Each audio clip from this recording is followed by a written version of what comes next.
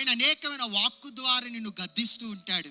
ఆయన యొక్క ప్రవచనాలు ద్వారా ఆయన నీతో మాట్లాడుతూ ఉంటాడు, నిన్ను గద్దిస్తూ ఉంటాడు, నిన్ను శిక్షిస్తూ ఉంటాడు. ఆ శిక్షకు నువ్వు లోబడినట్లయితే ఆయన నీ యొద్దకు వచ్చినప్పుడు నీ పాత జీవితాన్ని ఆయన పట్టుకోడు. నీ పాత జీవితాన్ని ఆయన ఆలోచించిన వాడు కాదు.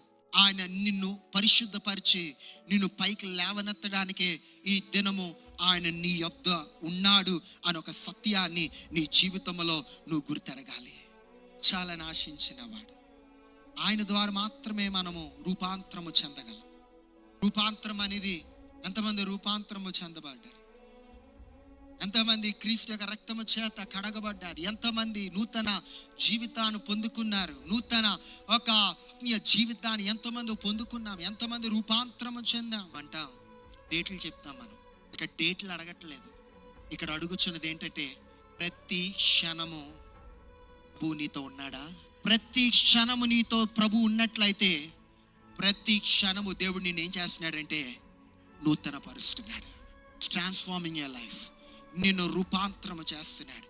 ప్రతి దినము నీతో ఆయన నీ జీవితంలో ఆయన పని చేస్తూనే ఉంటాడు. దేవుడు ఆ రీతిగా పని చేస్తాడు. అవసరానికి ఒక నెల వచ్చి నిన్ను దర్శించి వెళ్ళిపోయిన వాడు కాదు.